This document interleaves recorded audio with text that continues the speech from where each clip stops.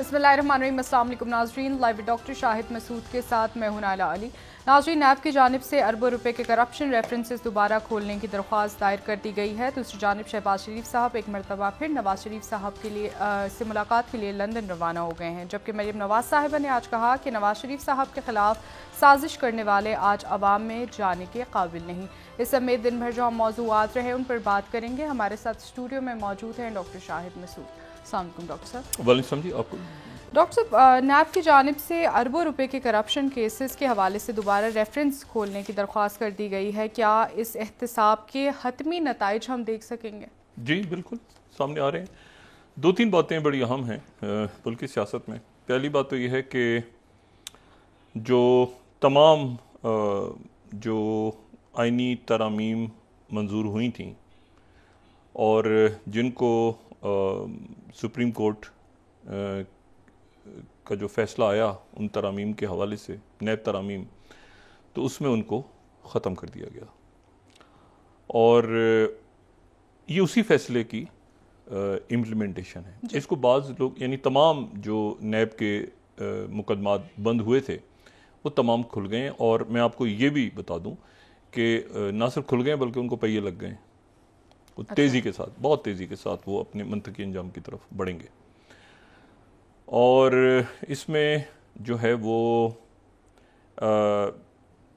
FIA, नैब, money changers, ये smuggling, मुख्तलिफ जो जाली बैंक अकाउंट्स या कोई शहबाज शरीफ साहब पे या कोई नवाज शरीफ साहब पे, जरदारी साहब पे, जो भी सही गलत जो भी मुकदमात थे वो जो तरामीम के नतीजे में बंद हुए वो तेज़ी से दोबारा खुल गए। और उसमें जो अहम बात है वो ये है कि जो सुप्रीम कोर्ट ऑफ पाकिस्तान का आज तहरीरी हुक्मनामा आया है, गुजरी जो समात थी फुल कोर्ट की, तो उसमें यह है कि किसी किस्म का स्टे नहीं दिया गया। यानी इस जो नैब तरामीम के हवाले से या जो एक्ट एंड प्रोसीजर बिल था उसके ऊपर कोई, क्योंकि बहुत सारे लोग कह रहे थे कि जी वो आगे इस तरह से उसकी इंटरप्रिटेशन इस तरह कर रहे थे कि वो शायद जो है वो उसके बाद नैब की तरामीम के ऊपर बात होगी और वो ऐसे नहीं, ऐसे इस तरह से नहीं होता। जो उमर अता बंदयाल साहब अपने दौर में जो भी फैसले कर गए और उसके बाद अब फ़ाइज़ ईसा साहब जो है अल्लाह ताला उनको हिम्मत दे, सब रियासती अदारों को हिम्मत दे और मुल्क के लोगों को भी हिम्मत दे कि वो इन जो भी बहरान है उसमें अगर किसी के साथ ज़्यादती हुई है तो वो ज़्यादती का अज़ाला होना चाहिए, जो कि हो रही हैं ज़्यादतियाँ कुछ लोगों के साथ। और बाकी ये है कि जो करप्शन के और बाकी जो मामलात हैं वो तेज़ी के साथ आगे बढ़ेंगे। ऐसा भी नहीं होने जा रहा और मेरा ख्याल से कि हमें ये तवक्को भी नहीं करनी चाहिए, क्योंकि फ़ाइज़ साहब की जो अदालत है जिस तरह से उन्होंने काम शुरू किया है और केसेस को सब लिया और आज फिर उनकी मुख्तलिफ जो वकला की एसोसिएशन और उनसे मुलाकात भी हुई, तो एक आगे की तरफ जाने की बात वो कर रहेंगे यकीनन, और कर रहे हैं कि सुमोटो के इख्तियारात कैसे जो है उनको अगर वो समझते हैं कि उनके पास नहीं होने चाहिए और ख़ुद वो देने को तैयार है। मुशावरत के देखें, सबसे अच्छी खूबसूरत बात ये है जो हमें सुप्रीम कोर्ट से और अदालतों से नज़र आ रही है वो ये कि मुशावरत के साथ उन्होंने कहा कि मैं तो मुशावरत के साथ कर रहा हूँ बात, और यहाँ पे सबके सामने उन्होंने एक बताया हमें कि किस तरह से जो है वो यानी खुली अदालत लोगों ने देखी फ़र्स्ट टाइम। तो उसमें ऐसा नहीं है कि पिछले मतलब रिव्यू में जाया जा सकता है, अपीलों में जाया जा सकता है, लेकिन लोग ये तवक्को कर रहे हैं अजीब सी बात कि जी उमर अता बंदयाल साहब के दौर के सारे फैसले जो हैं वो वापस हो जाएंगे। तो फैसले अगर उनके वापस हो जाएंगे तो फिर तो साबिक से साबिक वज़ीर आज़म चेयरमैन तहरीक इंसाफ की असेंबली बहाल हो जाएगी। तो ये तो मुमकिन नहीं है ना। ये तो आपने आगे बात करनी है या पीछे अगर कोई ज़्यादती रिव्यू या अपील या जो भी तरीक़ाकार उसके मुताबिक आपने चलना है आगे। तो आप पिछले अगर मुकदमात पे जाएंगे तो वो तो फिर हम उसको कोई ना कोई किसी न किसी जगह पे उलझने आती जाएंगी। अगर हम कहें कि जी वो अगर मिसाल के तौर पे हम ये कहें कि जी देखिए, जब ये डोगर साहब की का फैसला हुआ था ना, जब अदलिया बहाली तहरीक चली थी, तो अदलिया बहाली तहरीक के नतीजे में जो है वो 2009 में बहाल हुआ था, अदलिया हमारी बहाल हुई थी। और उसमें ये था कि जो मार्च 2009, तो उसमें ये था कि जी जो जस्टिस डोगर हैं उनका वो रिटायर हो रहे थे 2-4 दिन के बाद ही, जब यूसुफ गिलानी साहब ने आके ऐलान किया था और रात को, और उन्होंने कहा था कि ये अदालत जो है ये बहाल हो रही है, लेकिन ये वो दिन है जब पंजाब में जो है वो गवर्नर रूल था, और पाकिस्तान पीपल्स पार्टी ने जो है वो गवर्नर रूल लगा के पंजाब में और शहबाज शरीफ साहब की हुकूमत को ख़त्म कर दिया था। और वहाँ पर वो गवर्नर रूल जो है, ज़ाहिर है कि दो फैक्टर्स थे उस वक्त, एक तो अदलिया बहाली तहरीक था और उसके साथ ही कि नवाज शरीफ साहब जब चल पड़े और उसके नतीजे में फिर वो गवर्नर रूल भी, यानी जो मामला तय हुए वो दो जगहों पे थे। एक अदालती मामला थे वो अलग तय हुए, अदालती मामला अलग तय हुए, और जो अदलिया बहाली तहरीक के दो हैं ना, एक ये है कि नवाज शरीफ साहब की हुकूमत बहाल हो गई पंजाब में, गवर्नर रूल हटा, और दूसरा जो है वो यहाँ पे आप समझें कि वो अदालत बहाल हो गई, लेकिन जो डोगर साहब के फैसले थे वो अपनी जगह रहे, क्योंकि अगर डोगर साहब के फैसले भी उड़ा दिए जाते तो फिर तो उसके नतीजे में जो हलफ उठाया था जरदारी साहब ने या गिलानी साहब ने, या उसके बाद जो सारे, तो वो फैसले भी फिर ख़त्म हो जाते, तो वो फिर कहानी कहीं से कहीं चली जाती। तो उसका नतीजा ये हुआ कि अदालत बहाल हुई, अदालत बहाल हुई, और अगर आप इसको पीछे चलते जाएंगे तो मौजूदा सारी सुप्रीम कोर्ट ही फिर उन्हीं फैसलों और फिर मैं आपको ये भी बताऊं कि 18वीं तरमीम पास हो चुकी थी, ठीक है, 18वीं तरमीम पास हो चुकी थी, मैं उसकी डिटेल्स में नहीं जाना चाह रहा, लेकिन फिर जब अदलिया बहाल हुई, ये 18वीं तरमीम वो थी जिसकी शिकों में जो रज़ा रब्बानी साहब और इसाक डार साहब और बाकी शख्सियात ने मिल के और सारी 18वीं तरमीम की थी, और जिसमें ये कि सदर के इख्तियारात दे दिए गए थे, उसमें ये भी बात थी, उसमें खैबर पख्तूनख्वा का नाम तब्दील हुआ था, मगर उसमें जो एक इम्पॉर्टेंट मामला था वो ये था कि जजेस को अपॉइंट किस तरह से किया जाए। तो अदलिया जब बहाली तहरीक कामयाब हुई और उसके नतीजे में दो मामला तय हुए, ठीक है, और खामोशी से तय हुए, वो जिसे कहते हैं कि पब्लिक में उसको जाहिर है कि वो अनरिटन जो मामलात होते हैं। मैं इसलिए बात कर रहा हूँ कि इसको जहन में रखें सब। एक नवाज शरीफ साहब की हुकूमत बहाल हुई, उसके नतीजे में वो था अदलिया बहाली तहरीक, लेकिन नवाज शरीफ साहब गुस्से में थे कि ये मेरी हुकूमत क्यों यहाँ पे गवर्नर रूल क्यों लगाया गया,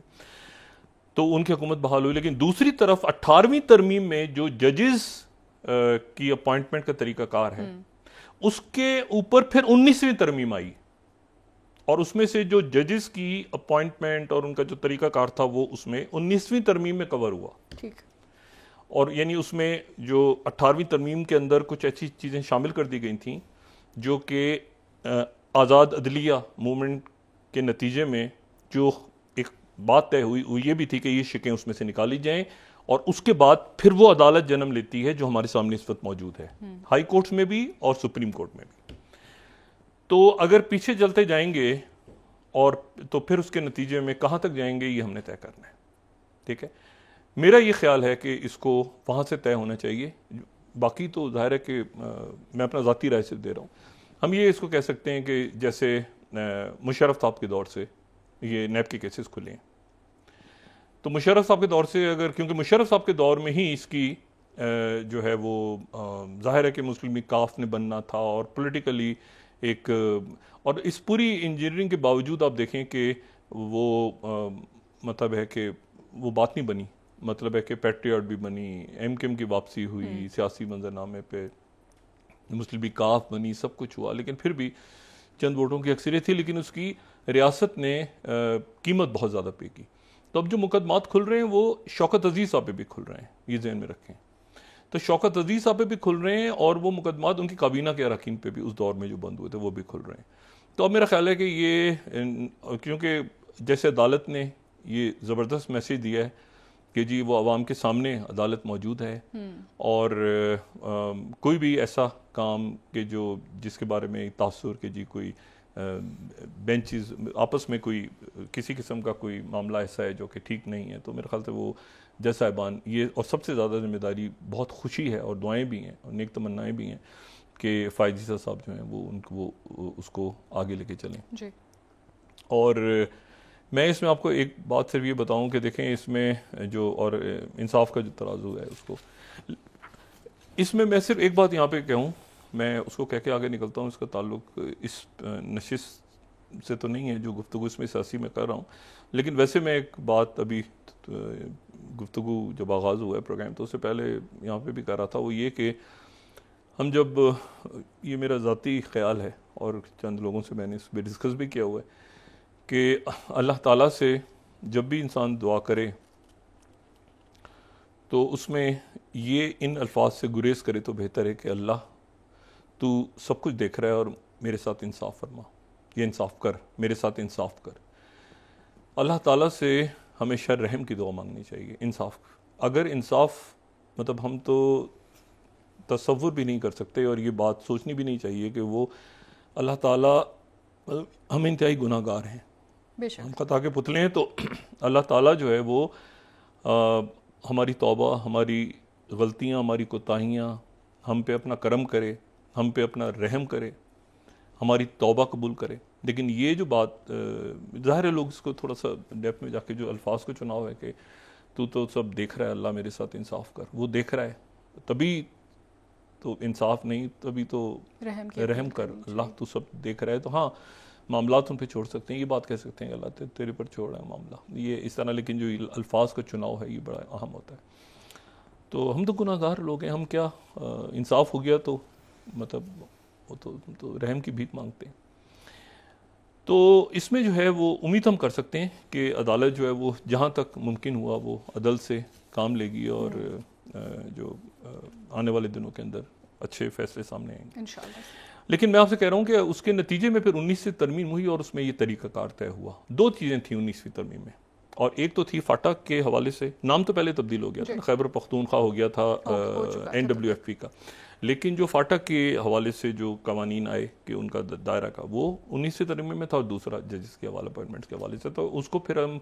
अगर बहुत ज़्यादा ऊपर नीचे करेंगे मामलात को, तो मैंने आपसे वही कहा कि फिर हम वहाँ जाएंगे तो ये सारी अदालतें ही जो, हाँ ये है कि जो जैसे उसमें उन्होंने बात की चीफ जस्टिस अपने मुशावरत के साथ, या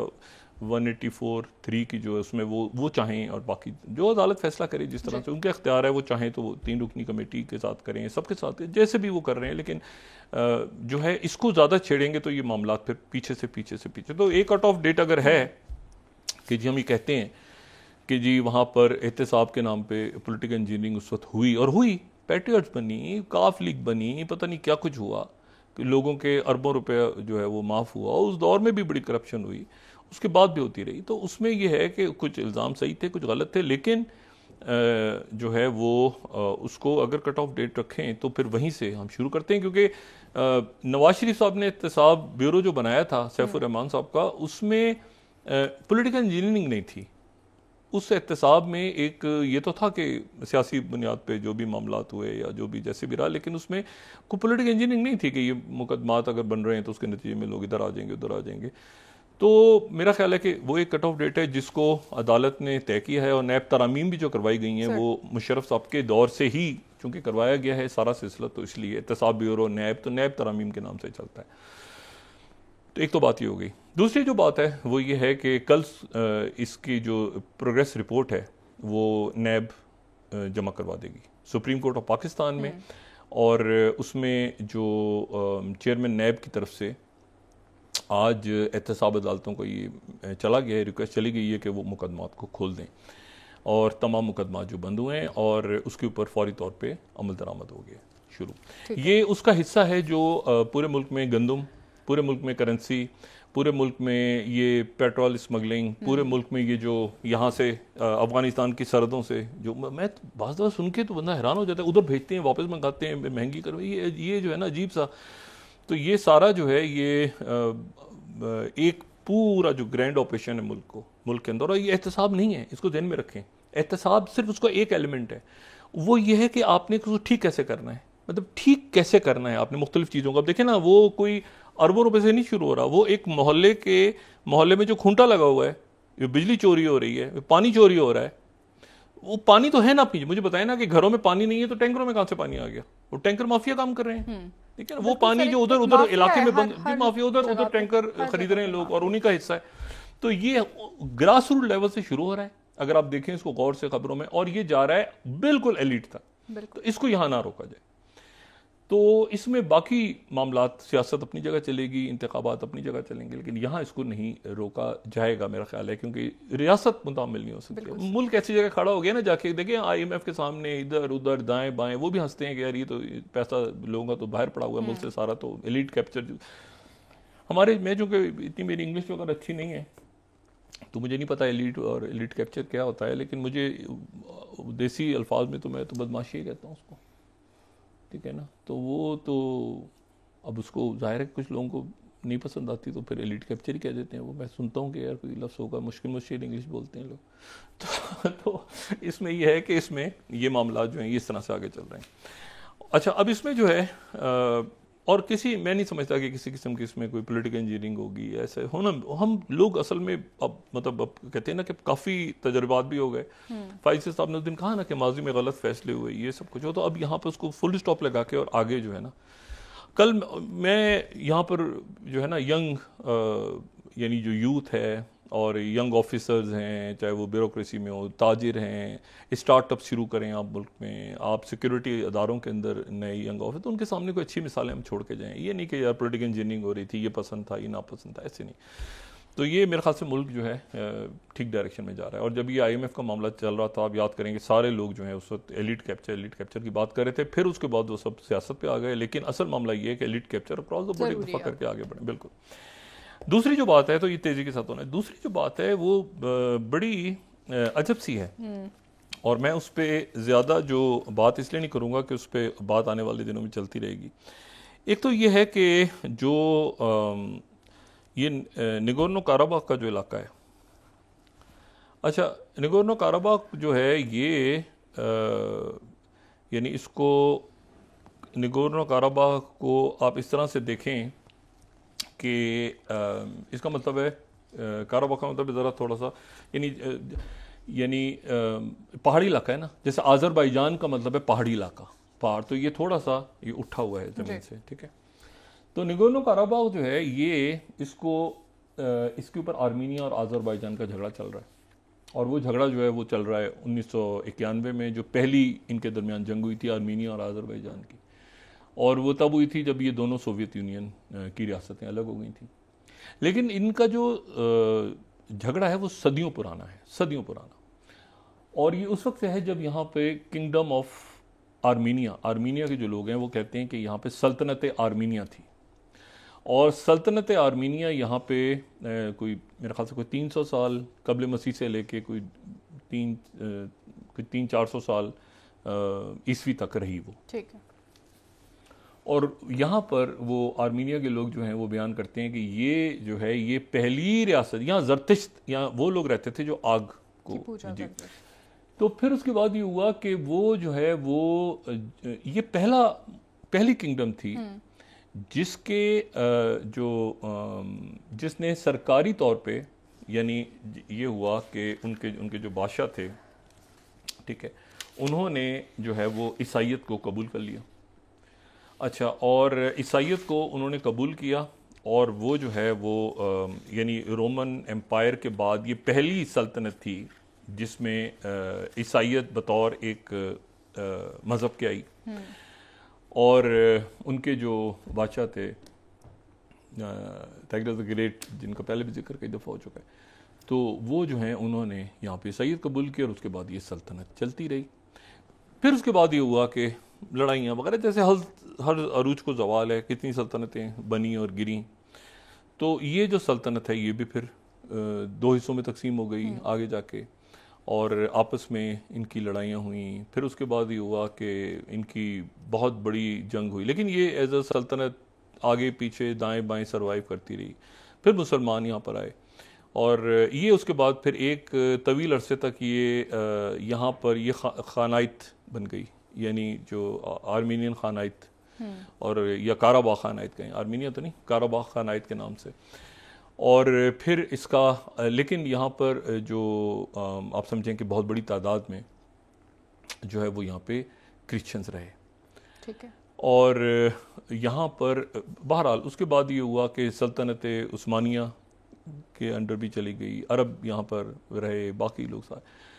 अच्छा, इस दौरान जो है जो दरमियान में ये काराबाख का इलाका है, इसको किंगडम ऑफ आर्मीनिया वो जो था उस वक्त, वो इसको इस इलाके को अपना मुकद्दस जगह मानते हैं। ठीक है, तो इसके ऊपर एक लड़ाई उनकी चलती रही आज़रबाईजान के साथ। और जब इनकलाब रूस आ गया, सल्तनत उस्मानिया भी टूटी पहली जंग अजीम के बाद, उससे पहले उसी दौरान इनकलाब रूस भी आया। तो ये हुआ कि ये आपस में इनकी लड़ाई हुई, मतलब इनकी मतलब दो कौमें हैं अलग अलग। ठीक है, आज़री कौम अलग है और जो आर्मीनी कौम है वो अलग है। और उसके बाद ये इनकी लड़ाई हुई, फिर कुछ अरसे के लिए, चंद महीनों के लिए वो एक बड़ी सी वो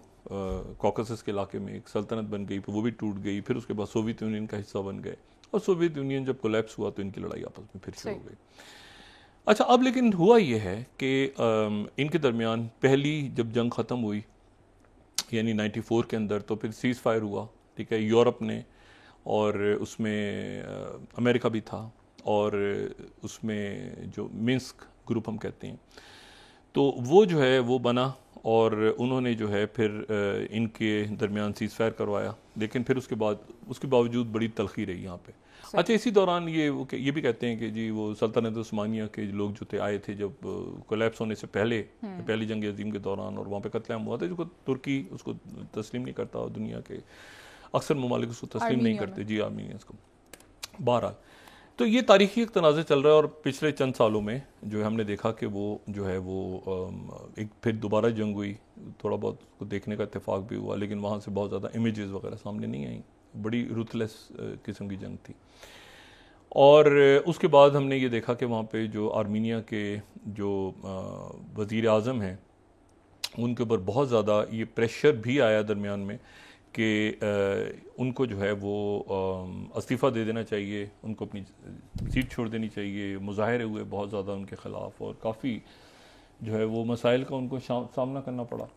लेकिन आज जो है वो एक, मेरा ख्याल है कि सदियों के बाद कोई ऐसा मामला हुआ है। ये जो निगोर्नो काराबाख का इलाका है, ये एक आप समझें कि ये आर्मीनिया से बराह रास्त नहीं, यानी आर्मीनिया के साथ ये दरमियान में वो लिंचन कॉरिडोर जो है वो आता है। पहले हम डिस्कस करते थे ज्योग्राफी को, और उसके ऊपर वो रशिया की ट्रूप्स बैठी हुई हैं, लेकिन वहाँ पर आर्मीनिया के जो लोग हैं, ये है, दुनिया मानती है कि वो आज़रबाईजान का इलाका है, वो है आज़रबाईजान का, दुनिया उसको आज़रबाईजान का इलाका कहती है, लेकिन ये आर्मीनिया के लोगों ने वहाँ पे कब्जा किया हुआ था, और ये सदियों से कब्जा करके बैठे हुए थे, और यहाँ लड़ाई बड़ी होती रही है। लेकिन आज ये हुआ है कि एक, मेरा ख्याल है एक दिन ऐसा है जो कि सदियों तक, जिसको या आने वाली कई दिहाइयों तक जो यानी तारीख का हिस्सा बन गया, और वही हिस्सा बना है कि आर्मीनिया जो है उसने सरेंडर कर दिया। निगोर्नो काराबाख के इलाके, अगर मैं यहाँ पे जो है वो राइटर्स को कोट कर रहा हूँ, 5th स्लाइड, ये तारीखी, मैंने कहा तारीखी दिन है ये। अच्छा, और ये Armenian separatist in Karabakh surrender and agree to cease fire with Azerbaijan. France 24, 6th slide, Karabakh Armenia agree to lay down arms on 2nd day of Azerbaijan offensive. असल में वो जो है वो सरेंडर है, ये मतलब इतना खौफनाक सरेंडर है कि मैं सिर्फ एक दिन आज़रबाईजान आगे बढ़ा है, और ये जो है ये जो है आप देखेंगे ये सरेंडर कर गए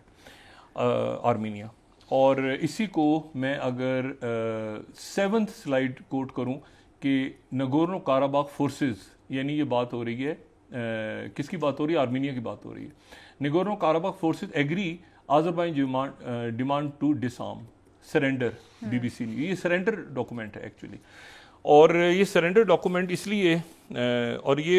इसलिए हुआ कि इसमें दोबारा जो है वो रशिया ने इम्पोर्टेंट रोल प्ले किया, और ये उस वक्त हुआ जबकि आर्मीनिया ने जो है वो कल ही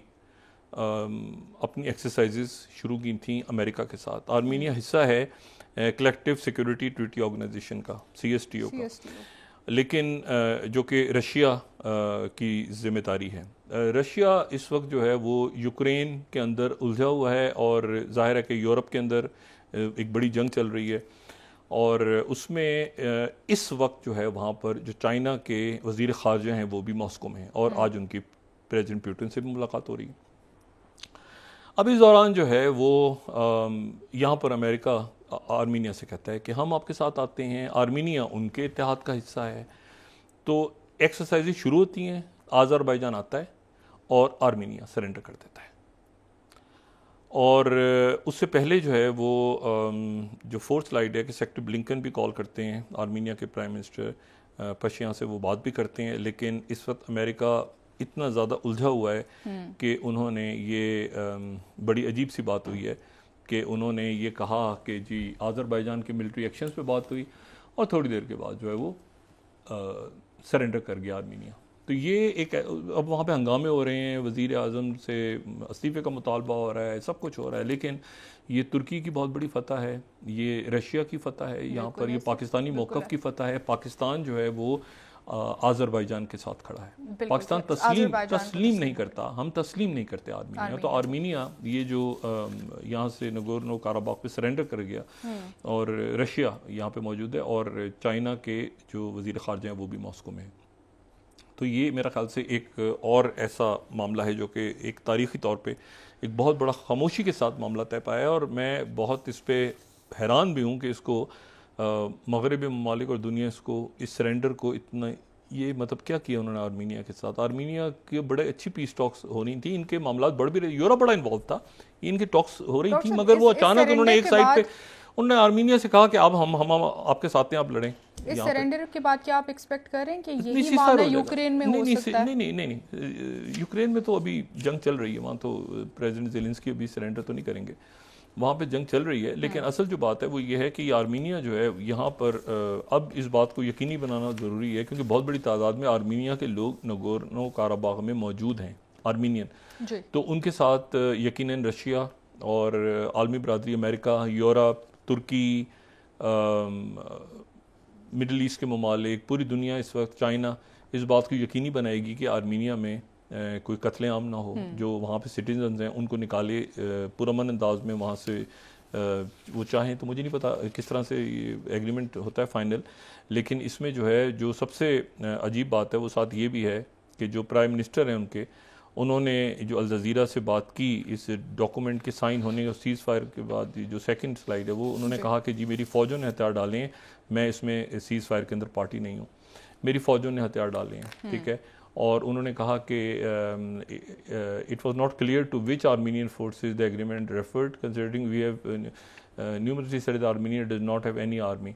तो आर्मी थी नहीं, उन्होंने हथियार डाले हैं। तो आर्मीनिया का प्रेस जो है ये बता रहा है, अल जज़ीरा को हम कोट कर रहे हैं, लेकिन बहरहाल असल बात तो है ये है कि वो अगर हथियार डाले हैं फ़ौज ने तो फिर फ़ौज ज़ाहिर प्राइम मिनिस्टर के अंडर में ही थी। तो वो एक मेरे ख्याल से बहुत ही गलत फ़ैसला स्ट्रेटेजिकली किया आर्मीनिया ने और उसके नतीजे में वो आर्मीनिया जो है वो निगोर्नो काराबाख का इलाका मुस्तकिल उनके हाथ से निकल गया। ठीक है, अच्छा, एक बात ये होगी। दूसरी बात आप आ जाएं कि ये मामला जो हैं ये इंडिया और कनाडा के, ये पाकिस्तान पे किस तरह, पाकिस्तान का जिक्र खैर भी आ रहा है बीच में, बार बार आता है। अच्छा, पाकिस्तान भारत में जो भी ये देखें, ये जो मैंने कल मैंने बात की थी, आज ये दोबारा डिस्कस हो रहा है। ये जो मैंने कल के प्रोग्राम में बात की थी कि ये जो 5 आइज का इशू है, देखें इसके अदर वक्फा ले, मैं उसको बताता हूँ ना कि ये ओरिजिन कहाँ से होता है। आप पाकिस्तान को, ये दूसरी जंग अजीम का है ना मामला, ठीक है ना। तो ब्रिटेन की जो स्पाई एजेंसीज उस वक्त की, यूरोप की स्पाई एजेंसीज है ना जो मिली पहले, और अमेरिका भी ज़ाहिर है उसके, अमेरिका यानी आप समझ लेना कि ब्रिटिश स्पाई एजेंसीज और कनाडा और ये बाकी जो 5 आइज का इत्तेहाद है। अब जरा वक्फा लें, उसके बाद बात करते हैं कि ये अब छोड़ देंगे डिप्लोमेसी में क्या हो रहा है, उधर क्या हो रहा है। जो इंटेलिजेंस सिक्योरिटी नेटवर्क्स बने हैं, अगर आप इनकी हिस्ट्री पढ़ें, और मैं यहाँ पे सिर्फ वक्फे पे, आप वक्फा लें उसके बाद बात करें। ठीक है नाज़रीन, यहाँ पर एक ब्रेक ले लेते हैं, हमारे साथ रहिए।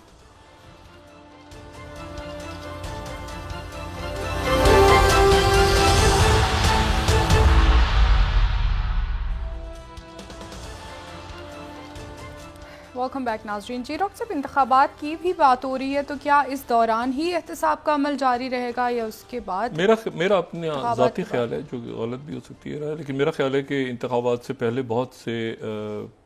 जो सियासतदान हैं वो मेरे ख्याल से वो जिन पे गलत केसेस हैं वो आज़ाद हो जाएंगे, बरी हो जाएंगे, और बहुत बड़ी तादाद में जो है वो नाअहल हो जाएंगे। और इंतखाबात से पहले ये मामला मेरे ख्याल से तय हो जाना चाहिए। इसके बाद के इसके बजाय, और इंतखाबात अपने यकीनन वक्त पे ही होने चाहिए। तो ये सारी चीज़ें आपस में इकट्ठे होकर फिर हमने देखने के हमने बतौर पाकिस्तानी कैसे आगे जाए, और इसके ऊपर ज़ीरो टॉलरेंस है और ज़ीरो कॉम्प्रोमाइज़ है, चाहे वो किसी भी अदारे से हों, किसी भी मतलब सब के। इसीलिए उसमें मुशर्रफ साहब का टेन्योर भी है, बाकी भी हैं, और उसमें तहरीक इंसाफ का टेन्योर, सब। तो ये जो है ये सारा काम जो है अब शुरू हो रहा है।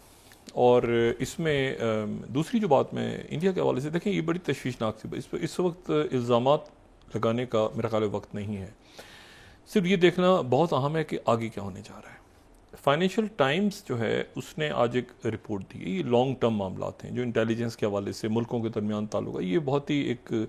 बचकाना सी बात है अगर हम ये कहेंगे जी ये कोई वहाँ पर वोट चाहिए किसी को, नहीं। ये मामलात नेशनल सिक्योरिटी के हवाले से हैं। इंडिया की भी नेशनल सिक्योरिटी है ज़ाहिर है, और ये कनाडा और दूसरे मुल्कों की भी नेशनल सिक्योरिटी है।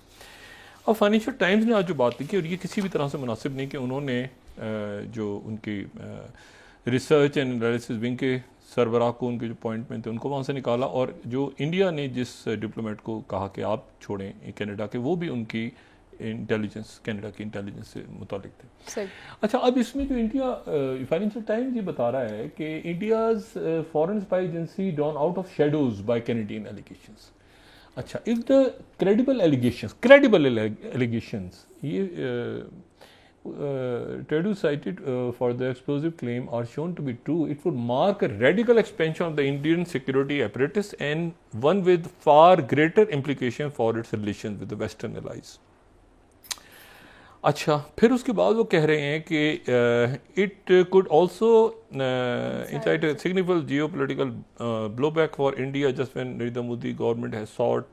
to project the image of leading global power. Canada is a member of NATO and Five Eyes intelligence sharing network, which also include US, UK, Australia and New Zealand. ये इनका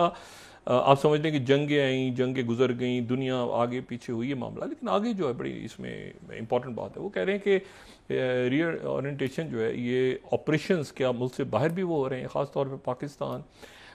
जिसके बारे में जो AS दौलत हैं, जो कि ज़ाहिर है कि जो स्पाई मास्टर रहे हैं इंडिया के, उन्होंने अपने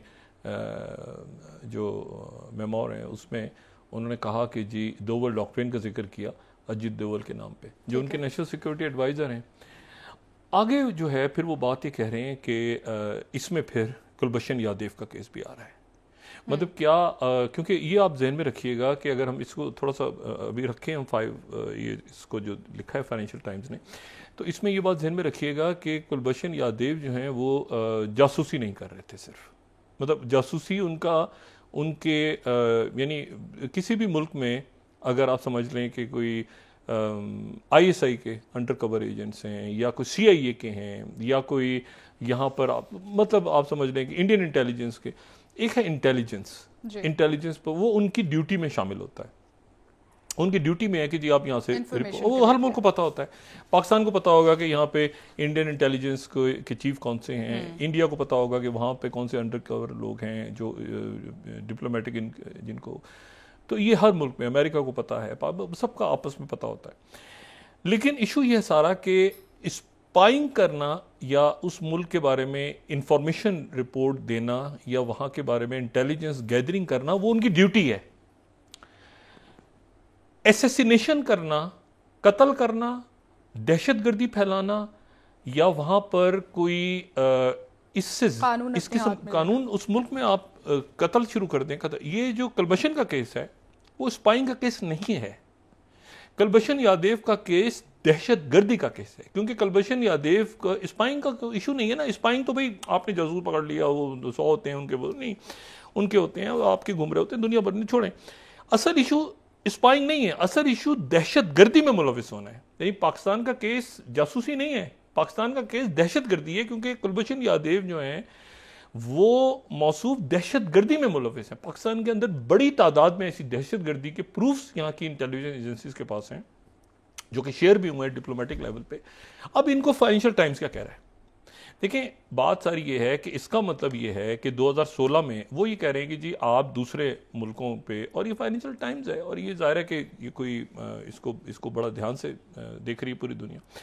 तो बात सारी ये है कि दूसरे मुल्कों की सरजमीन के ऊपर आप गैदरिंग कर सकते हैं ज़ाहिर इंटेलिजेंस, लेकिन क्या आप दहशतगर्दी, क्या बम धमाके आपके लोग कर सकते हैं? अगर तो खामोशी के साथ कोई एजेंट्स जा रहे हैं और वो कर रहे हैं उस फिल्म की, वो अलग बात है, लेकिन क्या सफारतकार रियासती सतह पे ये काम कर सकते हैं? इसके ऊपर जो है मेरा ख्याल ये है कि आने वाले दिनों में एक तो ये मीडिया को लीक हो जाएंगी डिटेल्स, जो क्योंकि कनाडा इसके ऊपर ये आप छोड़ दें, ट्रेड चलती रहेगी, बात ऊपर नीचे चलती रहेगी। जो क्रेडिबल इंफॉर्मेशन है वो मेरा ख्याल है कि एक तो मेरा ख्याल नहीं बल्कि ये इतला भी है, जो कल भी बात की थी कि 5 आइज इसमें आ जाएगा। और ऑस्ट्रेलिया की तरफ से ये बात आज उनकी तरफ से की है, उनके जो ये ABC न्यूज़ में ऑस्ट्रेलिया का 16 स्लाइड जो है, Australia raises concerns with India after Canada claims Indian agents murder Sikh leader Hardeep Singh Nijjar. और वो जो है ये उनकी तरफ से बात हुई और उनके तरफ से, लेकिन उसके बाद उनके प्राइम मिनिस्टर जो हैं, ये हिंदुस्तान टाइम्स कोट कर रहा हूँ इंडिया से उनका बड़ा मोकर जरीदा है, वो कह रहे हैं कि 17 slide won't talk about security briefings in open. ये मतलब वो रिक्वेस्ट कर रहे हैं ऑस्ट्रेलिया के प्राइम मिनिस्टर के इतनी जो हसास गुफ्तगू है इसको मंजर आम पे ना लाया जाए। अच्छा, और इसमें जो एक बड़ी अजब सी बात है जो मेरे लिए बड़ी, तो एक तो मीडिया को ये मालूमात लीक हो, अगर ये डिप्लोमेटिक सतह पे नहीं मामला हुआ तो इसको ये भी हो सकता है कि कनाडा अपनी मीडिया में ना दे। मेरी कुछ लोगों से बात हो रही थी ब्रिटेन में, यूरोप में और अमेरिका के मीडिया से भी मुंसलिक, तो वो जो हैं वो इस वक्त वो जो डॉक्यूमेंट्स हैं या वो जो प्रूफ्स हैं जो कि शायद मंजर आम पे कनाडा, वो किसी मीडिया में अभी आप आने वाले दिनों में चंद दिनों में देखेंगे। ठीक, मैं नाम नहीं लेना चाह रहा, लेकिन मेरे ख्याल से कई जो मीडिया के बैनुल-अक़वामी बड़े ग्रुप्स हैं वो उन डिटेल्ड इंफॉर्मेशंस को अपने या तो कनाडा लीक करेगा उनको, या ये है कि उनको अमेरिका लीक कर देगा, ये शेयर हो गई ना सारी, या उनको ब्रिटेन कर देगा कि जी हम पब्लिकली तो ये बात कर रहे हैं लेकिन अंदर जो है वो हमारे ये चीज़ पनप रही है। दूसरी जो बात है वो ये हमें पता है अच्छी तरह से कि ज़ाहिर है कि उनके जो मुख्तलिफ लोग हैं, इंडियंस बहुत बड़ा डायस्पोरा है, उनको भी कहा कि आप वहाँ पर ट्रैवल ना करें, उन्होंने कनाडा के लोगों ने कहा वहाँ ना करें। लेकिन एक बहुत जो मेरा ख्याल है ज़्यादती की है इस वक्त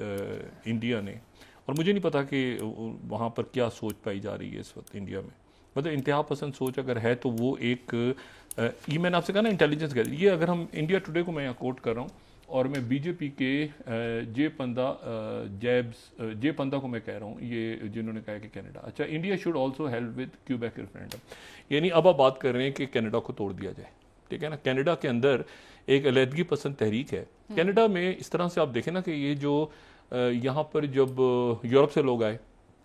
ये कोलंबस से और आगे पीछे से, तो यूरोप से लोग आए तो ये जहन में रखें कि उसके बाद यूरोप के आपस में यहाँ के ओरिजिनल बाशिंदे तो इंडियंस थे ना जो यहाँ रहते थे, लेकिन यानी ये इंडियंस नहीं, वो जिसको आप वहाँ पर जिनको रेड इंडियंस के नाम से हम कहते हैं, तो वो इंडियंस थे, लेकिन उनको इंडियंस ही यूरोपी कहते थे, वहाँ के जो ओरिजिनल बाशिंदे थे। लेकिन हुआ ये कि फिर फ्रांस और बरतानिया के दरमियान एक जंग हुई 7 साल, ठीक है, वो जंग 7 साल जारी रही, और वो इस तरह से हुई कि फ्रांस जिन इलाकों पे काबिज था वहाँ पर उसकी बरतानिया से जंग हुई, और ख़ास तौर पे उन इलाकों में जो कि इलाके शुमाली अमेरिका के कनाडा के इलाके हैं ख़ास तौर पे, और नीचे भी बहुत हुई, लेकिन वो उसको कहते थे फ्रेंच जो है वो यानी आप समझ लें कि न्यू फ्रांस के नाम से वो इलाका, यानी एक तो फ्रांस ये है ना जो कि यूरोप के अंदर है, तो उसको न्यू फ्रांस के नाम से वो कहते थे कि न्यू फ्रांस, और उसमें क्यूबेक के इलाके, इसमें किसी ये 2 बुक्स मैं रिकमेंड करूंगा अगर किसी ने डिटेल इसकी देखनी, बड़ी इंटरेस्टिंग है। एक तो जॉर्ज रोम की किताब है the war for north America, the struggle between France and Britain for a continent, ठीक है। अच्छा, और उसमें एक तो ये मैं बुक रिकमेंड करूंगा अगर किसी को हिस्ट्री थोड़ी सी देखनी हो तो, बहुत इंटरेस्टिंग हिस्ट्री है कि फ्रांस और ब्रिटेन की किस तरह लड़ाई हुई, और फिर उसके बाद दूसरी किताब जो है वो रोनाल्ड डेल की है और वो है the fall of the new France, how the French lost North American empire 1754 से 1763 तक। ये 7 साल ये तकरीबन जंग जारी रही, उसके बाद एग्रीमेंट हुआ, लेकिन सारा उसके नतीजे में ये हुआ कि जो फ्रांस के लोग थे वो क्यूबेक के कुछ इलाकों में ज़्यादा, तो अभी तक एक तलखी वहाँ पे मौजूद है। यानी अब देखें ना, क्योंकि यूरोप के ही 2 मुल्क, यूरोप में भी तो लड़ाइयाँ हुई हैं ना, अभी भी यूरोप में हो रही है लड़ाई, यूक्रेन वाली जो है। तो उस वक्त जब ये हुआ तो फ्रांस के लोग जो हैं वो क्यूबेक के इलाके में, और ब्रिटेन के जो लोग थे, दोनों आपस में दोनों सल्तनतें लड़ी। अच्छा, वहाँ कैथोलिक्स और प्रोटेस्टेंट्स का भी मजहबी रंग भी इख्तियार कर गया, तो लेकिन क्यूबेक हिस्सा बन गया फ्रांस का, और वहाँ रेफरेंडम वगैरह होते रहते हैं, लेकिन क्यूबेक हिस्सा। अब बीजेपी कह रही है कि हमें, पिछला हुआ तो उसमें कोई 3-4% लिए उन्होंने टोटल, और उन्होंने लेकिन एक आप समझें कि एक डिस्टर्बेंस है कनाडा के बॉर्डर्स पे, यानी बहुत यहाँ पे माजी में ये वायलेंट तहरीक भी रही है, और ये कनाडा के अंदर प्रॉब्लम्स क्रिएट कर। अब हुक्मरान जमाती कह रही है कि हमें वहाँ पर उसको करना चाहिए, ठीक है सर, यानी उसको सपोर्ट कर। मैं आपसे सिर्फ बात कर रहा हूँ कि इस कदर गलत पॉलिसी है इस वक्त प्राइम मिनिस्टर मोदी की। देखें अपने खत्ते में तो जो हो रहा है सो हो रहा है, मणिपुर आगे पीछे दाएं बाएं मामला चल रहे हैं, लेकिन ये जो मामला है ये भूल जाएं कि ऋषि सुनाक क्या कह रहे हैं, या जो है वो CIA क्या कर रही है, या चाइनीज इंटेलिजेंस क्या कर रही है कनाडा। इतनी बड़ी चीज़ कि आपके सरकारी जो सफारत, यानी सफारतकार है, सरकारी होंगे, सीनियर सफारतकार अंडर कवर इंटेलिजेंस के, और बाद में आप उनके लोग ये कह भी रहे हैं कि जी हमने मुसाद का तरीका अपना लिया, कि जिस तरह मुसाद बाहर जाके मारती थी लोगों को, तो उसी तरह से हमने भी मारना शुरू कर दिया। और ये इतने गलत तरफ चला जाएगा। ये आम जो इंडिया के लोग हैं जो कि अमन चाहते हैं, और सिख, देखें अब सिख जो बरादरी है पूरी दुनिया में, मुझे बताएं कि उनको ये उनके कनाडा की तरफ से ये ऑफिशियली कह दिया गया कि बंदे को मारा है, उनके रहनुमा को कत्ल कर दिया आपने, बहुत ठीक है। शुक्रिया तो मुझे बताएं कि वो नहीं आएंगे पीछे। ये मामला इस तरह से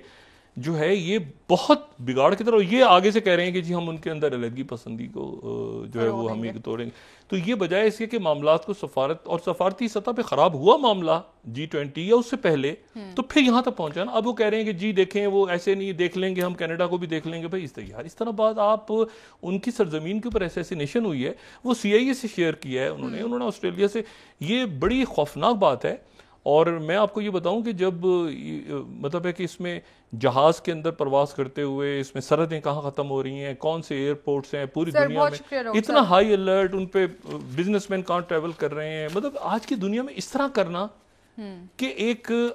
आप समझें कि जी वो ऑर्डर्स किए हुए हैं उन्होंने, और इसको वो क्लैरिफाई नहीं कर पा रहे, वो गालियां दे रहे हैं आगे से इंडिया में। भाई आप शुक्रिया डॉक्टर साहब, प्रोग्राम का वक्त खत्म हो रहा है जी। नाजरीन, कल इंशाल्लाह दोबारा आपसे मुलाकात होगी। मुझे नाइला अली को इजाज़त दीजिए। अल्लाह हाफ़िज़। बहुत बड़े इंडियन डायस्पोरा, बहुत लाखों करोड़ों की तादाद में है, तो वो बाहर परेशान है लोग, स्टूडेंट्स हैं, आम लोग, कि भाई ये क्या एक उनकी हुकूमत ने कर दिया है, तो इसको बहुत सीरियसली लें। अदरवाइज़ मेरा ख्याल है कि ये जो क्लासिफाइड डॉक्यूमेंट्स थे, ये आने वाले दिनों में बड़े मीडिया ग्रुप्स को लीक होने वाले हैं वर्ल्ड वाइड। अपना दोस्तों, रिश्तेदारों, गिरदो नवाह के लोगों का सब ख्याल रखिएगा। अल्लाह हाफ़िज़।